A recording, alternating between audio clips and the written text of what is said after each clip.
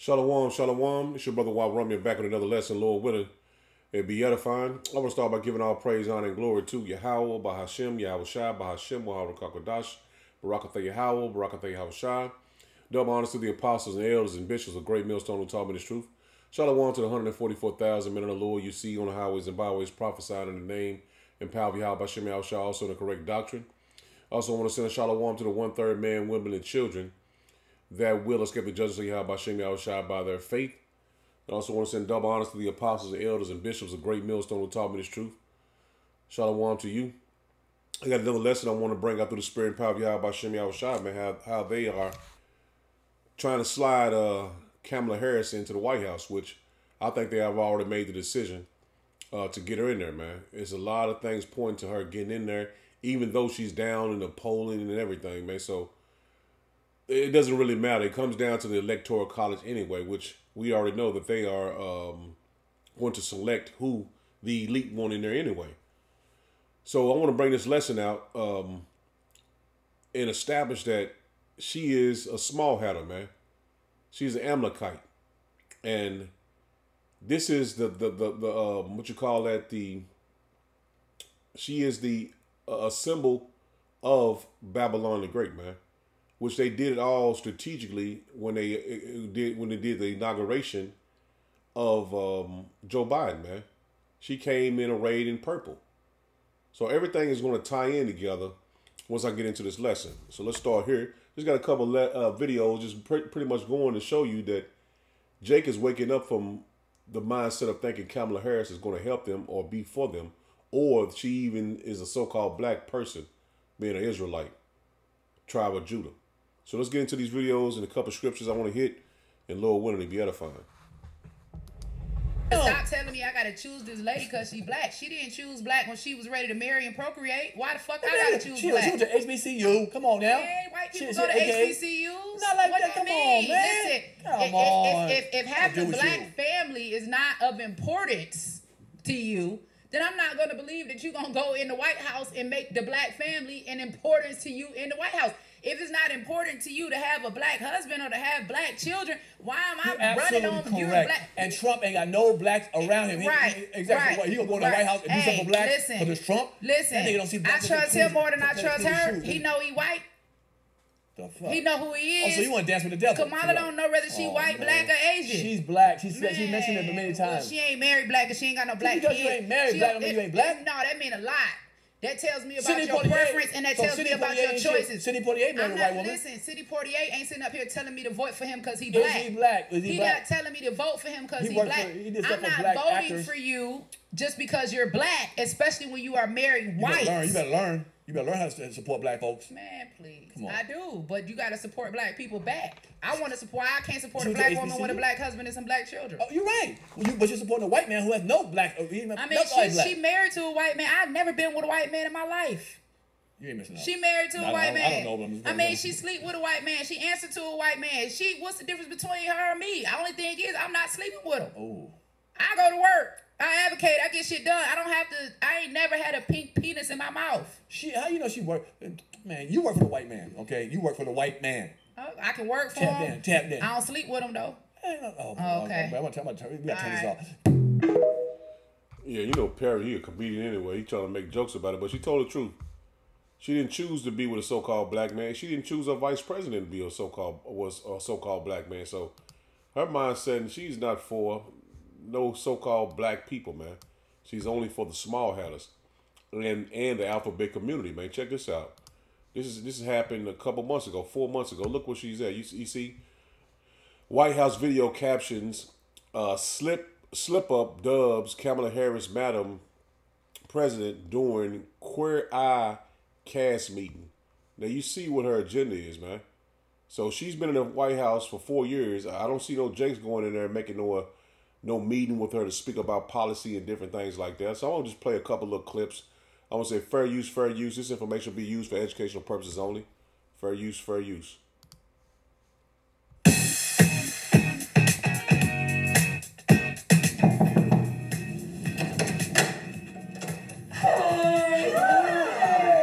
talk about it.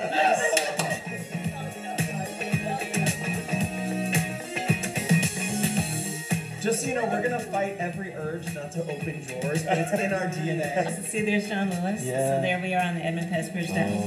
Wow. Honey, Madam Vice President. Yes.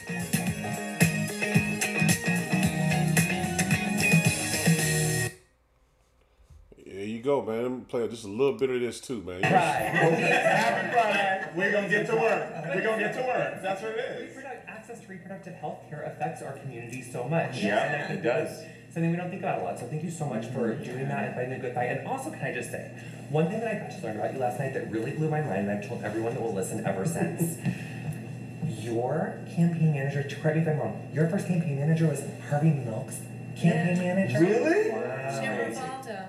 That's extraordinary. Yeah, he was a really special. You know, and of course they were. You know, they were they were really, I want to say, the fathers of, you know, Yes, the yes, movement. yeah. They were the fathers of the For movement, sure. right? Without And so, and Rivaldo, as we called him, he was like a family member to us by the end of it all. He was just family. In fact, my mother took care of him as he was sick and dying. He had AIDS. And Rivaldo. Yeah, I ain't gonna put y'all through that madness, man. But you see her agenda, how she fits in, and them small hatters, they are in love with those people, man. And you can see that Obama, all those Democrats, their agenda is toward those alphabet communities, man. So that's why she quick to say about her main agenda or her main policy is toward, I think it's Roe versus Wade, abortion. That's her main focus, man. If you talk about that, she'll talk all day about that. Letting somebody choose, let somebody pick. But their agenda is to depopulate, man. And I mean, common sense will tell you that men can't reproduce. So, man, we're living in those terrible Sodom and Gomorrah times, man. And we see her coming to the forefront of being over Babylon the Great, man. Which I can't say Trump ain't gonna get in there, but it looked like the elite have chosen her.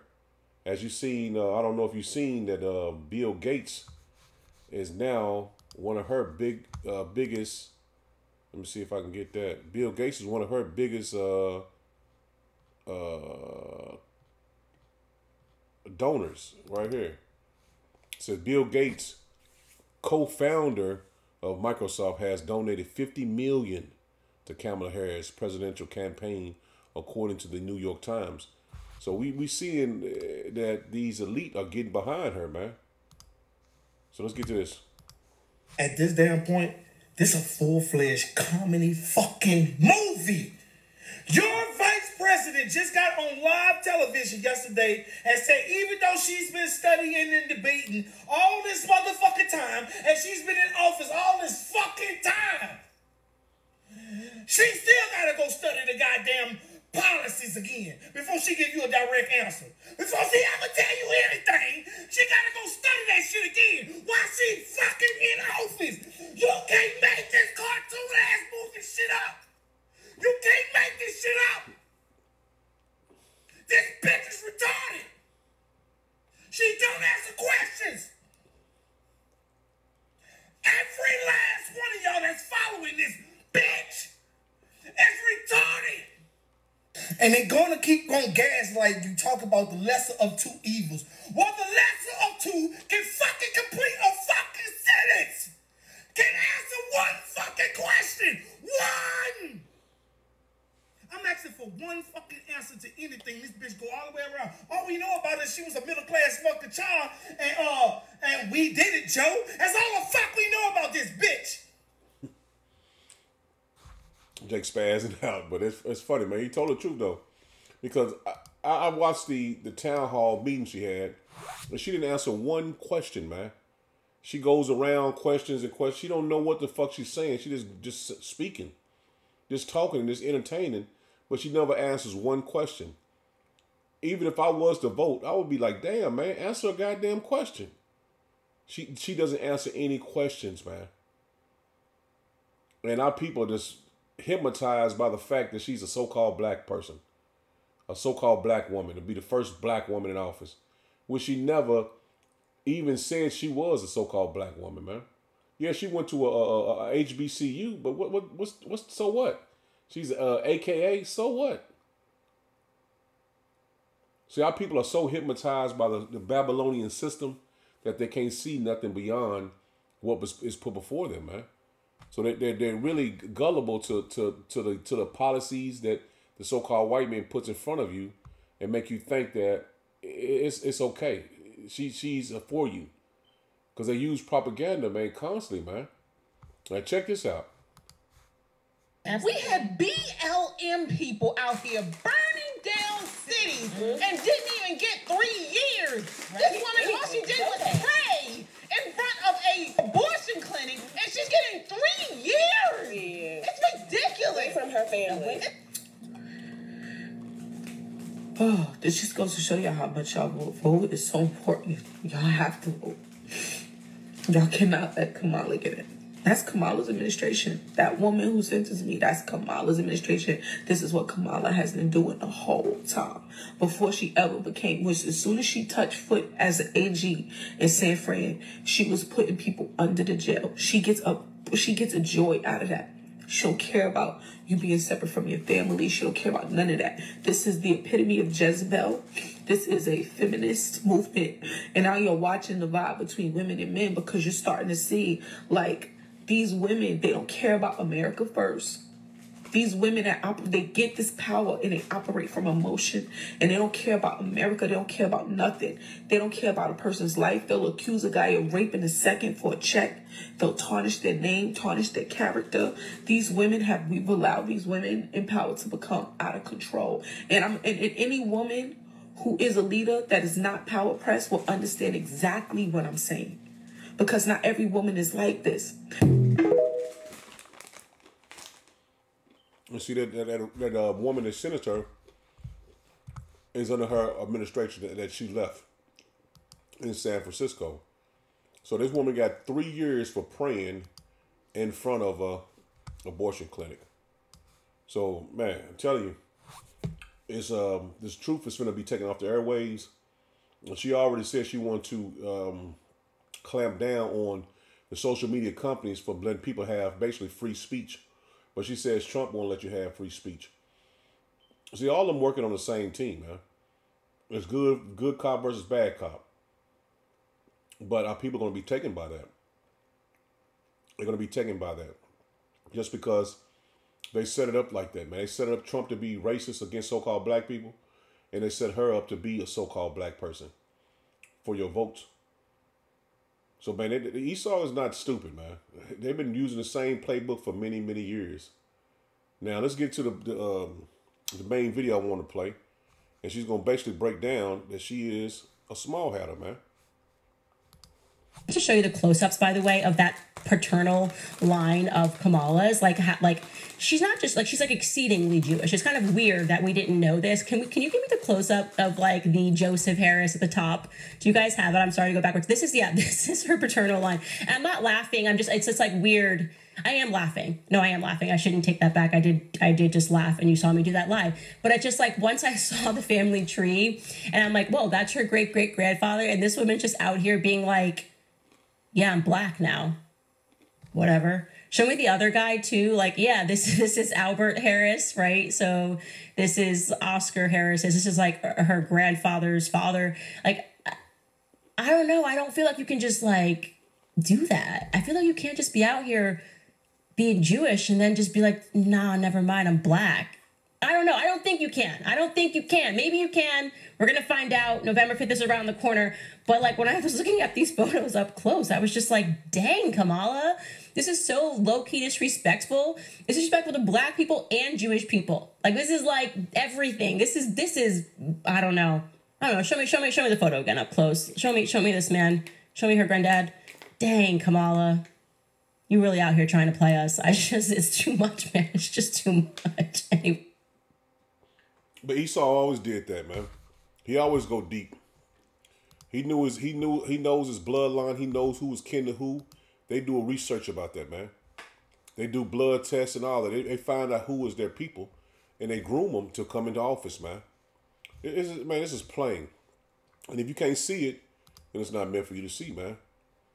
It's not meant for you to see, man, because we can truly see it perfectly clear that this woman is an Amalekite, man. And she is the symbol of Babylon the Great as well, man. Let's start here in Revelation 17 and start in verse 3. It says, "So he carried me away in the spirit into the wilderness, and I saw a woman set upon a scarlet-colored beast, full of the names of blasphemy, having 7 heads and 10 crowns. And the woman was arrayed in purple and scarlet color and decked with gold and precious stones and pearls." And see, this is the beast system, but she was set up, and she continually wears pearls, man. Look, you see her necklace. This is an inauguration photo. And she wears those pearl earrings. She wore this purple suit at the inauguration, man. Everything is symbolism, man. And we see that she is the symbol of Mystery Babylon the Great, which is going to say it here. It says, verse 4 again, he said, "A woman was arrayed in purple," what you see, she was inauguration, "and scarlet colored, a scarlet color and decked with gold and precious stones and pearls, having a golden cup in her hand, full of blasphemies, it's like a full of abomination and filthiness, and her fornication. And upon her forehead was written, Mystery Babylon the Great, the mother of harlots, the abomination of the earth." And she's the symbol of that, man. She is the symbol of it. He says, "And I saw the woman drunken with the blood of the saints and with the blood of the martyrs of Yahushua. And when I saw her, I wondered with great admiration." And this is John the Revelator looking at this through the Spirit. The martyrs of Yahushua here in Babylon the Great, man. Because some of us will have to be martyrs for Yahushua to be basically taken out here in Babylon the Great, man. We'll be martyrs for Yahushua here, man.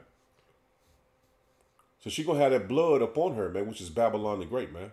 Everything is symbolism, man. It's symbolism. And she is the symbol of Babylon the Great, man.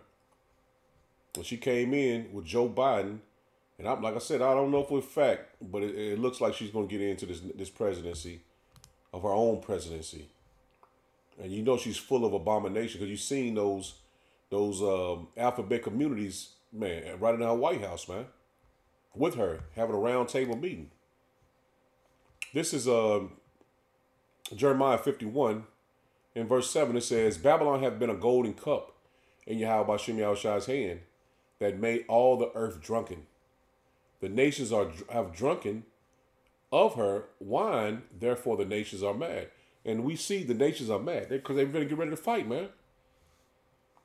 They're going to get ready to fight. Babylon is suddenly fallen and destroyed, and that's what's going to happen to her. Babylon is going to suddenly fall, man. Your financial institutions of Babylon the Great, your banks, all that's going to fail, man.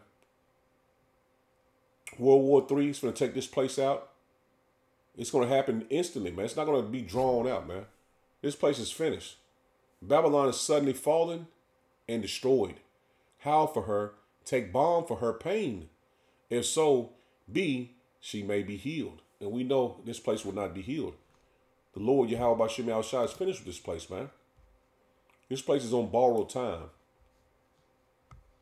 Because we know that this man, Esau Edom, in the head tribe of Esau Edom is Amalek, man.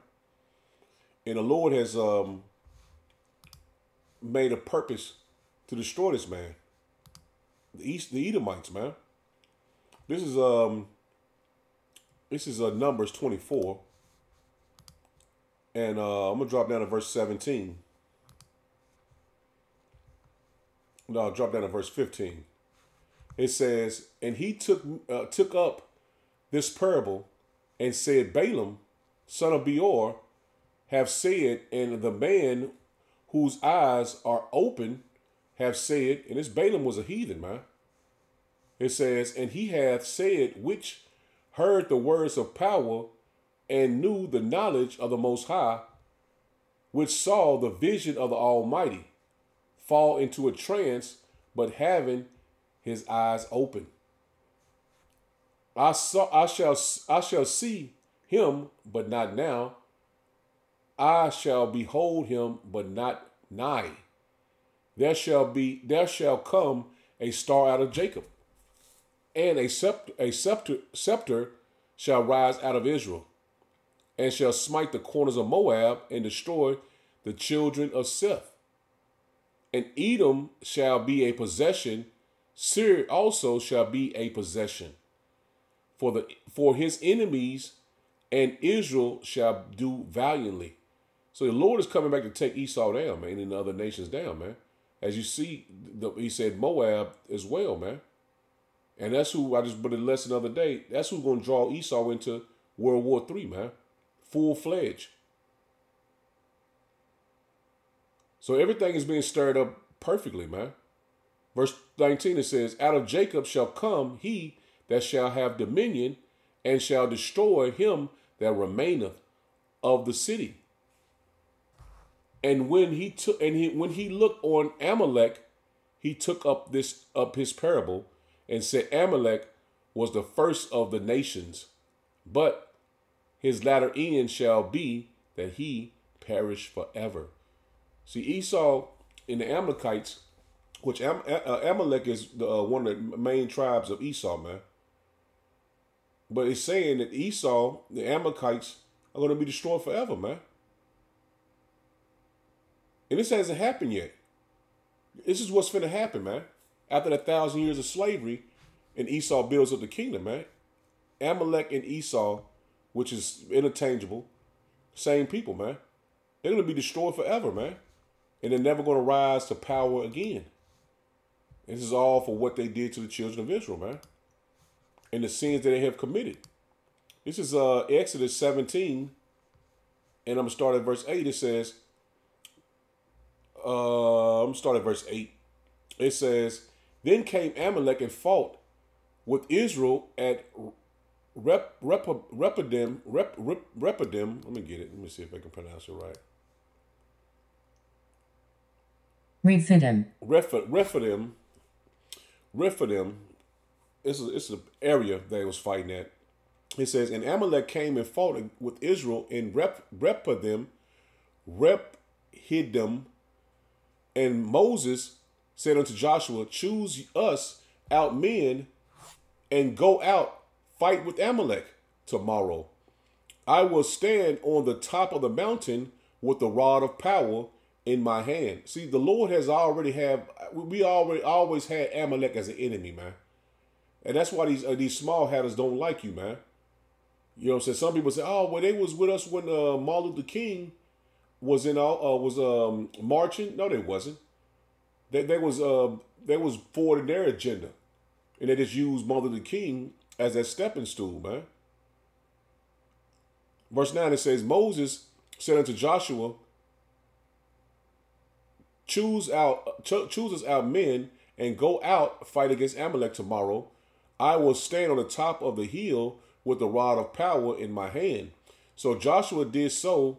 It's like it did. So Joshua did as Moses had said to him, and fought with Amalek. And Moses and Aaron and Hur went up to the top of the mountain. And it came to pass when Moses held up his hand that Israel prevailed, and when he let down his hand, Amalek prevailed. So basically, Moses had a rod in his hand, and he held it up, and he had Aaron and Hur on each arm. So when his arms got tired, they came down, and Amalek prevailed. But when he had them high, Israel prevailed. Joshua and the Israelites prevailed.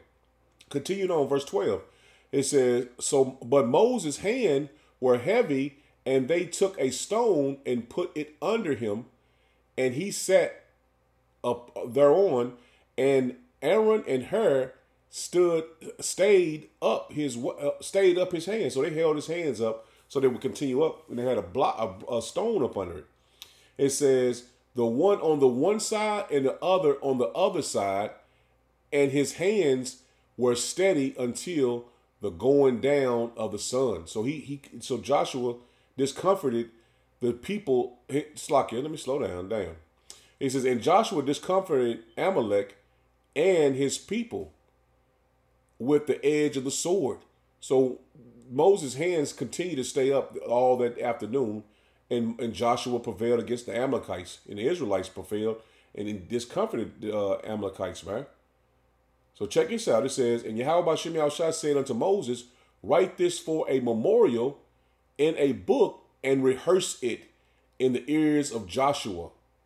For I will utterly put out the remembrance of Amalek from under heaven. And that's what's going to happen to these Amalekites, man.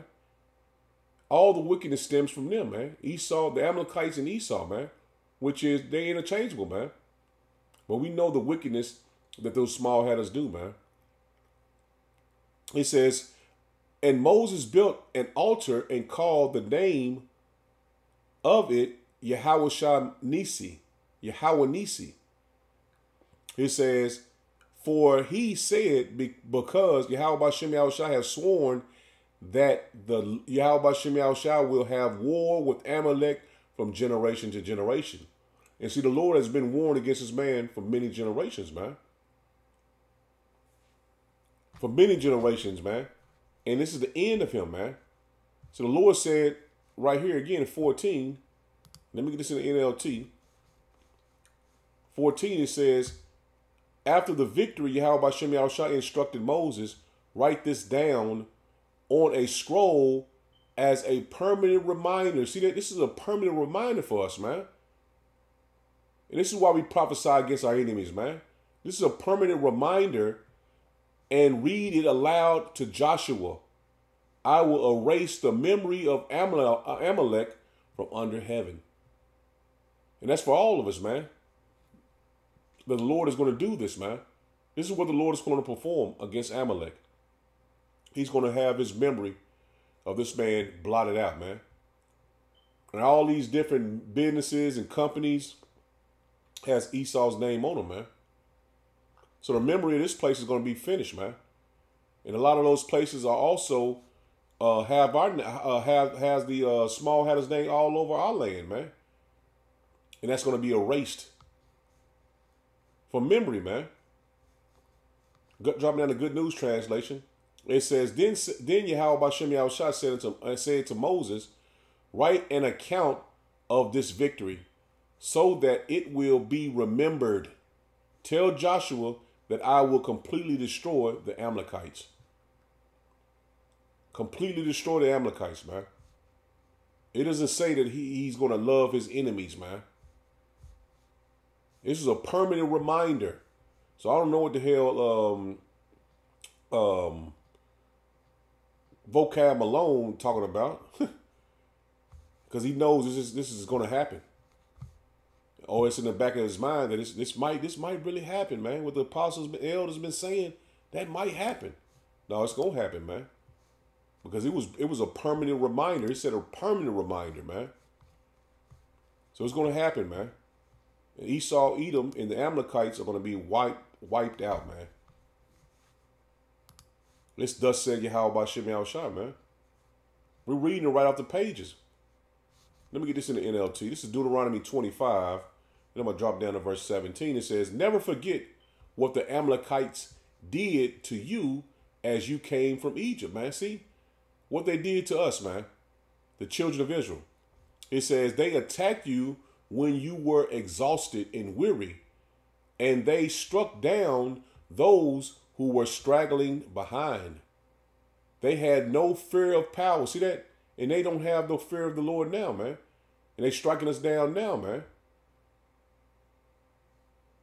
He says, therefore, when Yahweh Ba'Shem Yahushua, your power, has given you rest from all your enemies, in the land he is giving you as a special possession, you will destroy the Amalekites and erase their memory from under heaven.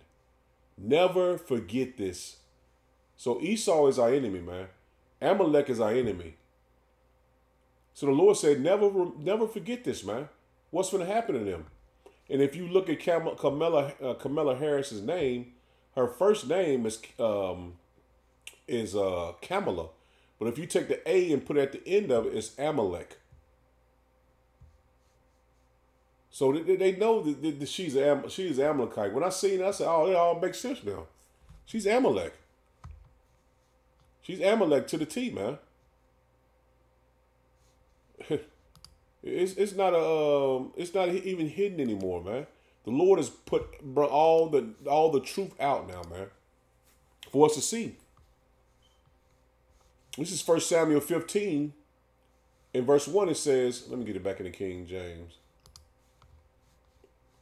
It says, Samuel also said unto Saul, Yahweh Bashem Yahushua sent me to anoint thee to be king. And this is Saul that's being anointed to be king over the people, over his people, over Israel. And it says, now therefore hearken thou unto the voice of the words of Yahweh Bashem Yahushua.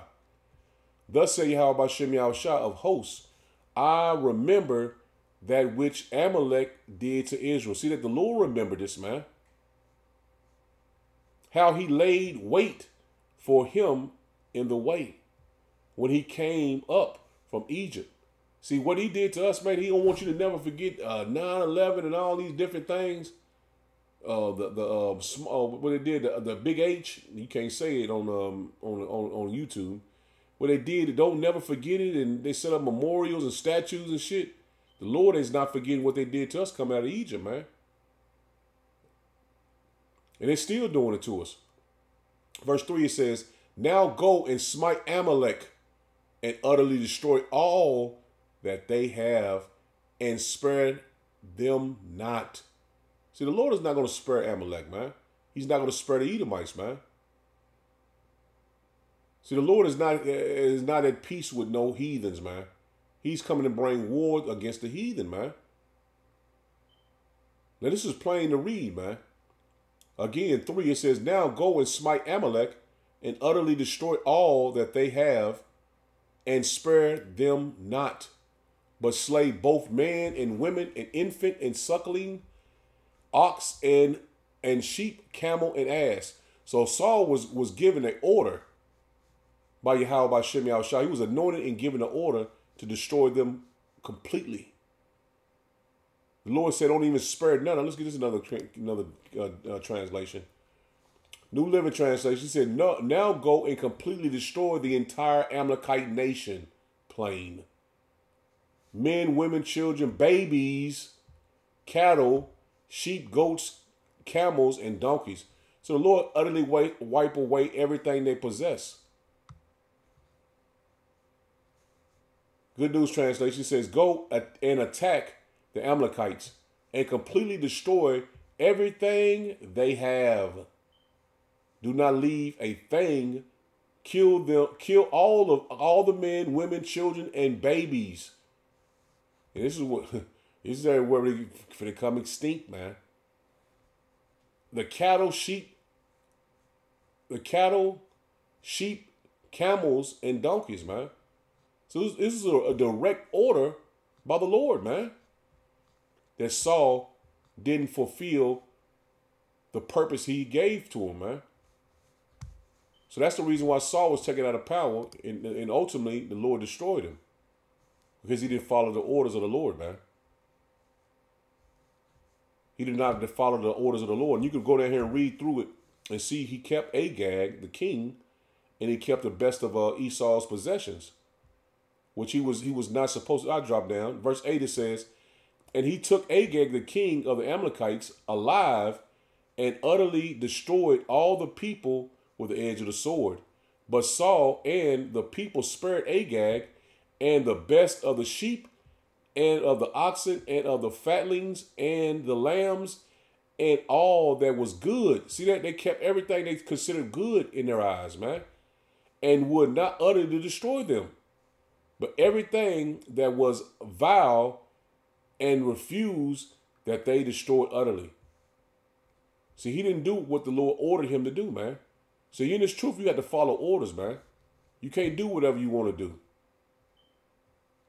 So the Lord punished him for that, man. So he punished him for that, man. Let me get this other. Let me get this in. Let me get this in Obadiah. This is Obadiah 1:18. We start at 15. It says, "For the day of Yahweh B'Shem Yahushua is near upon all the heathen." See that? The Lord is giving Yahushua orders to come and do his will, man. He says, "As thou hast done, it shall be done unto thee. Thy reward shall return upon thy own head. For as ye have drunken upon my holy mountain, so shall all the heathen drink continually. Yea, they shall drink, and they shall swallow down, and they shall be as though they had not been. But upon Mount Zion shall be deliverance, and there shall be holiness, and the house of Jacob shall possess their possession. And the house of Jacob shall be a fire, and the house of Joseph a flame, and the house of Esau for stubble," man. "And they shall kindle in them and devour them." See that? What Saul was supposed to do? This is what we're gonna do, man. In the kingdom of heaven. "And there shall not, it's like, and there shall not be any remaining of the house of Esau. For Yahweh B'Shem Yahushua have spoken it." See, the Lord has a purpose for him now. He's always had a purpose for Esau. And he will never rise again, man. He's going to be devoured and destroyed, man. And never rise again, man. Let me get this in another translation and end it. New Living Translation says, "The people of Israel will be a raging fire, and Edom a field of dry stubble." See that? A raging fire is going to kindle the stubble. You know what stubble is. Just burn right up, man. "The descendants of Joseph will be a flame roaring across the field, devouring everything. There will be no survivors in Edom." No survivors. So what was supposed to have been done in the ancient world is going to happen in the kingdom of heaven, man. There will be no survivors in Edom. Yahweh B'Shem Yahushua have spoken it. Have spoken. So there's no way you can get Esau out of this punishment that's coming upon him, man. There's no way you can talk the Lord down. He's already been spoken, man. Good News Translation says, "The people of Jacob and of Joseph will be like fire. They will destroy the people of Esau as fire burns stubble." Great slaughter. No descendants of Esau will survive. No descendants of Esau will survive. That's plain, man. Yahweh B'Shem Yahushua has spoken. And the Lord has spoken, man. So there's no turning back. There's no undoing. It's going to happen, man. It's going to happen. Just like we had to go and fulfill our punishment. Esau is going to have to fulfill his punishment. And he's going to receive double, man. So Lord willing was edified. I mean it there. Shalom. Shalom.